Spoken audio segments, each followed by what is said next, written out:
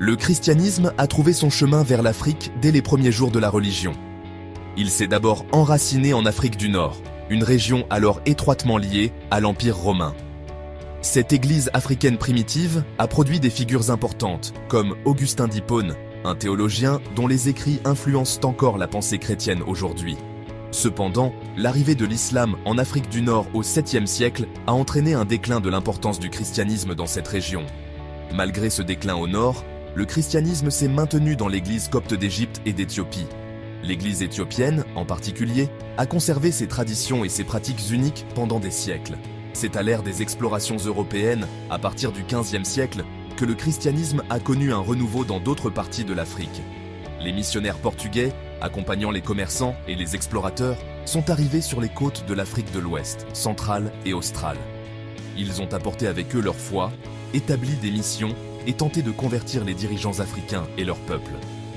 Bien que certaines conversions aient eu lieu, notamment parmi les communautés côtières impliquées dans le commerce avec les Européens, les progrès initiaux ont souvent été limités. La traite transatlantique des esclaves, un chapitre sombre de l'histoire, s'est entrelacée avec la propagation du christianisme durant cette période. Les marchands d'esclaves européens ont parfois justifié leurs actes par une vision déformée du christianisme, tandis que certains abolitionnistes ont trouvé l'inspiration dans les enseignements chrétiens sur l'égalité et la dignité humaine. La présence précoce du christianisme en Afrique a été marquée à la fois par des progrès et des revers. Le 19e siècle a marqué un tournant pour l'Église catholique en Afrique. La colonisation européenne, motivée par diverses ambitions politiques, économiques et religieuses, a ouvert l'intérieur du continent. Les missionnaires catholiques, accompagnant souvent les administrations coloniales, ont eu accès à des régions auparavant inaccessibles. Cette période a vu l'arrivée de divers ordres missionnaires, dont les Pères Blancs, qui ont joué un rôle important dans l'évangélisation de l'Afrique de l'Est. Des figures clés ont émergé à cette époque. Un exemple notable est le cardinal Lavigerie, un cardinal français qui s'est fermement opposé à l'esclavage et a dirigé les efforts missionnaires en Afrique de l'Est. Une autre est la bienheureuse Anuarit Ngapeta, une jeune religieuse congolaise vénérée comme martyr pour sa foi inébranlable face à la violence. Ces personnes, par leurs actions et leurs sacrifices, ont laissé une marque indélébile sur l'Église en Afrique. La création d'écoles et d'hôpitaux missionnaires est devenue un élément central de l'œuvre missionnaire. Ces institutions, bien que souvent limitées dans leur portée, fournissèrent des services essentiels aux populations locales. L'éducation, en particulier, est devenue une voie d'accès pour de nombreux Africains à de nouvelles opportunités et à la remise en question des structures coloniales. Cependant, l'association étroite entre l'Église et les puissances coloniales a également créé des tensions. Certains Africains considéraient l'Église comme un instrument du contrôle colonial, tandis que d'autres ont embrassé le christianisme comme un moyen d'émancipation et de résistance. L'ère postcoloniale a été témoin d'une croissance remarquable de l'Église catholique en Afrique. Avec le déclin du colonialisme, l'Église a trouvé un nouvel espace pour s'épanouir. Des prêtres et des évêques africains ont assumé des rôles de direction, façonnant l'Église pour mieux refléter les contextes et les aspirations locaux. Cette période a vu l'essor de mouvements laïques dynamiques et un accent renouvelé sur l'inculturation, adaptant les pratiques et les enseignements chrétiens aux cultures africaines. L'engagement de l'Église envers la justice sociale a trouvé un terrain fertile dans l'Afrique post-coloniale. De nombreuses nations africaines étaient confrontées à d'immenses défis, notamment la pauvreté, l'instabilité politique et les conflits ethniques. Les institutions catholiques sont devenues des acteurs essentiels dans la fourniture de soins de santé, d'éducation et d'aide humanitaire. Les dirigeants de l'Église ont souvent joué un rôle clé dans la défense de la paix, de la démocratie et des droits de l'homme.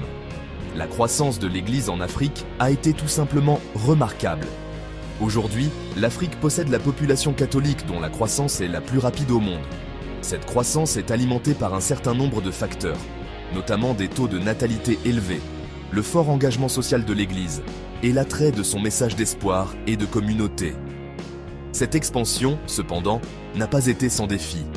Les églises pentecôtistes, avec leur culte charismatique et l'accent mis sur la guérison spirituelle, ont également connu une croissance significative en Afrique, présentant une concurrence pour l'Église catholique.